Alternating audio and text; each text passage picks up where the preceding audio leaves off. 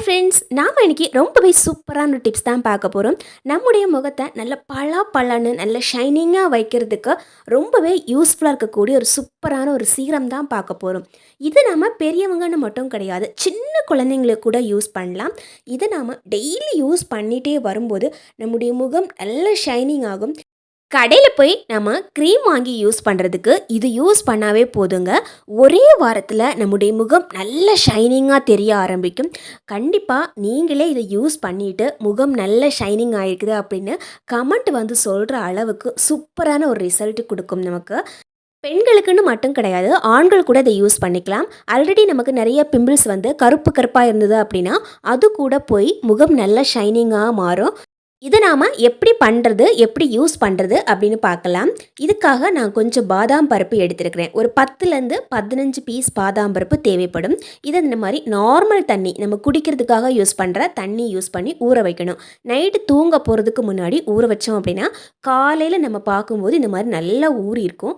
நல்லா ஊறினதுக்கப்புறமா இதில் இருக்கிற தோலை இந்த மாதிரி எடுத்தோம் அப்படின்னா ரொம்ப சூப்பராக நமக்கு கையிலேயே வந்துடும். அதே மாதிரி பாதாம் பருப்பு நல்லா ஊறி இருக்கணும். நல்லா ஊறின பாதாம் பருப்பு யூஸ் பண்ணும்போது தான் நமக்கு பெஸ்ட் ரிசல்ட் கிடைக்கும். இப்போது இந்த பாதாம் பருப்பில் இருக்கிற தோல் எல்லாத்தையுமே நம்ம ரிமூவ் பண்ணிட்டோம். ஒரு மிக்ஸி ஜார் எடுத்துக்கலாம். இந்த மிக்ஸி ஜாரில் இந்த பாதாம் பருப்பை போட்டுக்கலாம். கூடவே நம்ம ஊற்ற வேண்டியது 1/4 டம்ளர் அளவுக்கு பசும் பால். நம்ம காய்ச்சாத பால் தான் யூஸ் பண்ணணும். 1/4 டம்ளர் அளவுக்கு எடுத்தாவே போதும். இப்போது நல்லா அரைச்சி எடுத்துக்கலாம்.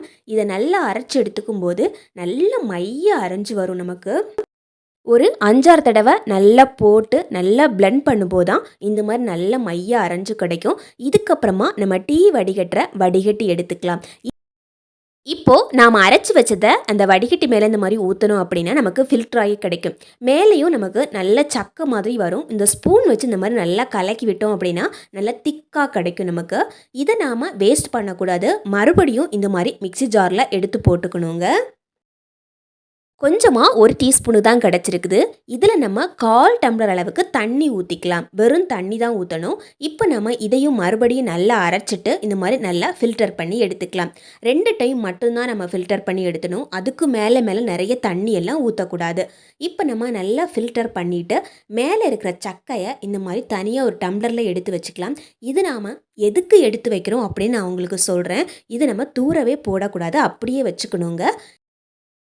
இப்போ நமக்கு தேவைப்படுறது ஆலிவ் ஆயில். நல்ல சுத்தமான ஆலிவ் ஆயில் எடுக்கிறது ரொம்பவே நல்லது. ஆலிவ் ஆயிலை 1/2 டீஸ்பூன் அளவுக்கு தேவைப்படும். இந்த 1/2 டீஸ்பூன் அளவுக்கு ஆலிவ் ஆயிலை இதில் ஊற்றி நல்லா இந்த மாதிரி மிக்ஸ் பண்ணி விட்டுக்கலாங்க. இப்போ நமக்கு தேவைப்படுறது விட்டமின் இ டேப்லெட்ஸ். இது எல்லா மருந்து கடைகளிலுமே கிடைக்கும். இந்த விட்டமின் இ டேப்லெட்ஸில் 2 கேப்சியூல் மட்டும்தான் நம்ம யூஸ் பண்ண போகிறோம். இந்த 2 கேப்சியூலை லைட்டாக கட் பண்ணிவிட்டு இந்த மாதிரி ப்ரெஸ் பண்ணி விடும்போது உள்ளே இருக்கிற ஆயில் இந்த மாதிரி வரும் நமக்கு. இப்போ எல்லாத்தையும் நல்லா இந்த மாதிரி மிக்ஸ் பண்ணி விட்டுக்கலாங்க. சப்போஸ் நீங்கள் சின்ன குழந்தைங்களுக்கு யூஸ் பண்ணுறீங்க, பால் குடிக்கிற குழந்தைங்களுக்கு யூஸ் பண்ணுறீங்க அப்படின்னா இந்த விட்டமின் இ டேப்லெட்ஸ் மட்டும் ஸ்கிப் பண்ணிவிடுங்க. ஒரு 5 வயசுக்கு மேலே இருக்கிற குழந்தைங்க, ஸ்கூலுக்கு போகிற குழந்தைங்களுக்கு யூஸ் பண்ணுறோம், அல்ல பெரியவங்களுக்கெல்லாம் யூஸ் பண்ணுறோம் அப்படின்னா இந்த டேப்லெட்ஸ் நம்ம கண்டிப்பாக சேர்த்துக்கணும். இப்போ எல்லாத்தையும் நல்லா மிக்ஸ் பண்ணிவிட்டு இந்த மாதிரி ஒரு கிளாஸ் பாட்டில் எடுத்துக்கலாம். இதில் நம்ம ஊற்றி வச்சுக்கலாம். இப்போ நான் ஒரு பவுல் எடுத்து வச்சுருக்கிறேன். இந்த பவுலில் 1/2 டீஸ்பூன் அளவுக்கு அரிசி மாவு எடுத்துக்கலாம். அரிசி மாவுக்கு பதிலாக கடலை மாவு கூட யூஸ் பண்ணிக்கலாம். அரிசி மாவு யூஸ் பண்ணுறது ரொம்பவே பெஸ்ட்டு. இப்போ நம்ம தனியாக செஞ்சு வச்சோம் இல்லைங்களா பால், அதில் 1 டீஸ்பூனுக்கு இதில் போட்டு நல்லா மிக்ஸ் பண்ணி விட்டுக்கலாங்க. இதில் நம்ம மிக்ஸ் பண்ணும்போது தேவையான அளவுக்கு சேர்த்து மிக்ஸ் பண்ணணும். நாம் பாதாம் பருப்பை அரைச்சிட்டு சக்கையை நான் எடுத்து வைக்கணும்னு சொன்னேன் இல்லைங்களா, அந்த சக்கையை எடுத்து வச்சுட்டு அதுலேருந்து 1/2 டீஸ்பூனுக்கு இதில் சேர்த்துக்கலாம். இதை நம்ம ஃப்ரிட்ஜில் தான் ஸ்டோர் பண்ணி வைக்கணும். இது நாம் காலி ஆகிற வரைக்கும் இந்த மாதிரி யூஸ் பண்ணிக்கலாங்க. இது காலி ஆனதுக்கு அப்புறமா வெறும் அரிசி மாவும் வச்சு மட்டுமே யூஸ் பண்ணிக்கலாம். இப்போ நம்ம பாட்டிலில் ஸ்டோர் பண்ணி வச்சோம் இல்லைங்களா, இது 1 மாதத்துக்கு மேலேயே நம்ம ஃப்ரிட்ஜில் ஸ்டோர் பண்ணி வச்சுட்டு யூஸ் பண்ணிக்கலாம். நைட்டில் நம்ம தூங்க போகிறதுக்கு முன்னாடி இந்த மாதிரி ஒரு ட்ராப்ஸ் எடுத்தோ அல்லது கையில் கொஞ்சமாக எடுத்தோ இந்த மாதிரி நம்முடைய முகம் ஃபுல்லாகவே அப்ளை பண்ணி கொடுத்துக்கலாம். நம்முடைய முகத்தில் அப்ளை பண்ணும்போது சின்ன ஒரு மசாஜிங் கொடுத்து நம்ம அப்ளை பண்ணணும். இதுவே நம்ம குழந்தைகளுக்கு அப்ளை பண்ணுறோன்னா கூட நைட் டைமில் அல்லது குளித்ததுக்கு அப்புறமா யூஸ் பண்ணணும். இது யூஸ் பண்ணதுக்கு அப்புறமா சோப்பு போட்டு வாஷ் பண்ணக்கூடாது, தண்ணியிலையும் வாஷ் பண்ணக்கூடாதுங்க. அதனால நம்ம தூங்க போறதுக்கு முன்னாடி அப்ளை பண்றது ரொம்பவே பெஸ்ட்டுங்க. எந்த ஒரு இடையூறுமே நமக்கு இருக்காது. கண்டிப்பா ஒரே வாரத்துல முகம் நல்ல ஷைனிங்கா மாறும். எல்லாருமே உங்ககிட்டயே கேட்பாங்க, "முகம் எப்படி உங்களுக்கு இவ்ளோ பிரைட்டா இருக்குன்னு?" அந்த அளவு நல்ல சேஞ்சஸ் தெரியும். நீங்க இத நம்பி யூஸ் பண்ணலாம். இப்ப நம்ம பேஸ்ட் மாதிரி ப்ரிப்பேர் பண்ணி வச்சோம் இல்லைங்களா? இத நம்ம ஃபேஸ் பேக் மாதிரி யூஸ் பண்ணலாம். இத நம்ம டெய்லி போடணும் அவசியம் கிடையாது. வாரத்துல 2 நாள் இத யூஸ் பண்ணாவே போதும்.